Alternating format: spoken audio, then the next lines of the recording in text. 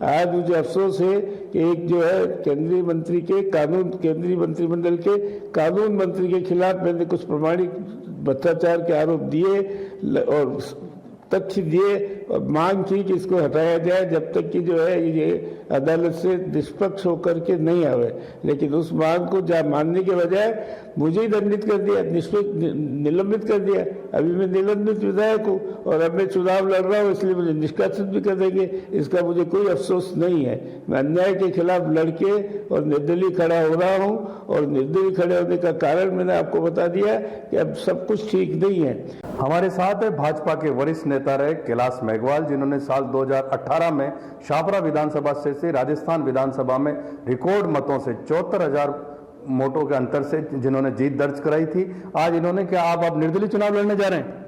कल निर्दलीय उम्मीदवार के रूप में मैं अपना पर्चा दाखिल करूंगा और मुझे विश्वास है कि यहाँ के मतदाताओं का मुझे समर्थन मिलेगा और मैं इस बार भी बहुत अच्छी जीत दिलाऊंगा। मेघवाल साहब, 6 बार पार्टी ने आपको विधानसभा में भेजा, मंत्री बनाया, 3 बार लोकसभा केंद्रीय मंत्री। ऐसी क्या बात हो गई कि भाजपा से मोहभंग हो गया, निर्दलीय चुनाव लड़ रहे हैं? ये भारतीय जनता पार्टी ने जहां मुझे उम्मीदवार बनाया, भारतीय जनता पार्टी के योग के साथ मेरा अपना व्यक्तिगत व्यक्तित्व का योग भी बहुत अधिक था और मैंने भारतीय जनसंघ से लगाकर भारतीय जनता पार्टी के निर्माण में हमेशा योग दिया, तन मन धन से मैं लगा रहा और इसी कारण मुझे हर जगह जो है मुश्किलात सीटों पर लड़ने के लिए भेजा गया। मैंने भारतीय जनता पार्टी की विजय दिलाई। आज मुझे अफसोस है कि एक जो है केंद्रीय मंत्रिमंडल के कानून मंत्री के खिलाफ मैंने कुछ प्रमाणिक भ्रष्टाचार के आरोप दिए और तथ्य दिए और मांग की कि इसको हटाया जाए जब तक कि जो है ये अदालत से निष्पक्ष होकर के नहीं आवे। लेकिन उस मांग को मानने के बजाय मुझे ही दंडित कर दिया, निलंबित कर दिया। अभी मैं निलंबित विधायक हूँ और अब मैं चुनाव लड़ रहा हूँ, इसलिए मुझे निष्कासित भी कर देंगे। इसका मुझे कोई अफसोस नहीं है। मैं अन्याय के खिलाफ लड़के और निर्दलीय खड़ा हो रहा हूँ और निर्दलीय खड़े होने का कारण मैंने आपको बता दिया कि अब सब कुछ ठीक नहीं है। मुझे आज तक ये कोई समझा दे कि केकड़ी से बहुजन समाज पार्टी के एक व्यक्ति को, जिसकी पत्नी चुनाव लड़ के हारी थी, उसको यह शाहपुरा बंदेड़ा विधानसभा में भेजने का कारण क्या है? कोई कारण नहीं।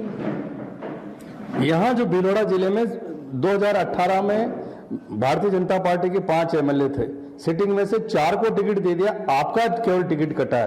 तो आप मानते हैं कि आपका जो बयान था उस वजह से आपको सजा मिली? ये भी एक बहुत बड़ा कारण था कि मैंने बयान दिया और इसलिए दिया कि लगातार 4 साल से मैं यह भारतीय जनता पार्टी के होंगे मैं जो जिस तरह के कर्तव्य हो रहे थे उनकी सूचनाएं देता रहा, चिट्ठियां लिखता रहा, वरिष्ठ नेताओं को जो है जानकारी देता रहा। उसके बावजूद कोई कार्रवाई नहीं की और केवल चुनावी गणित के हिसाब से यहाँ आज राजस्थान में भारतीय जनता पार्टी लड़ रही है, जिसका प्रदेश भारतीय जनता पार्टी कार्यालय बहुत ही दयनीय स्थिति में है और जिसका प्रमाण है कि आज हिंदुस्तान के सारे मंत्री बड़े बड़े राजस्थान की ओर आ रहे हैं। हिंदुस्तान की भारतीय जनता पार्टी के सारा नेतृत्व राजस्थान की ओर आ रहा है। इतना करने की आज आवश्यकता क्यों पड़ी? और इसलिए पड़ी कि भारतीय जनता पार्टी यहाँ थी नहीं। यहाँ जिस तरह की भारतीय जनता पार्टी चली 5 साल में वो बहुत ही अस्थिर थी, बहुत ही अनिर्णायक थी। आप 90 साल की उम्र आपकी, आप चाहते तो अब राजनीति से संन्यास ले सकते थे या रिटायरमेंट लाइफ जीते।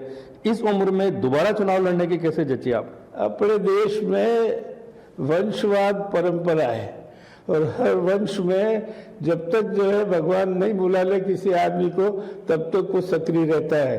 राजनीति में मैं सक्रिय हुआ 1968 से, उसके बाद मैं लगातार राजनीति कर रहा हूँ तो और कोई दूसरा मुझे काम आता भी नहीं और 5 साल तक निष्क्रिय रह के क्या करूँ। ये भी एक कारण था कि जब यहाँ एक अस्वीकृत व्यक्ति को भेज दिया चुनाव लड़ने तो मुझे लगा कि नहीं, मुझे जाके चुनाव लड़ना चाहिए। मैं जानता हूँ कि मतदाता बाहर से आए हुए आदमी के साथ नहीं लगेंगे और मुझे जिताएंगे, इसलिए मैं आ गया। 5 साल तक सक्रिय रहूंगा, मेरे क्षेत्र की सेवा करूंगा।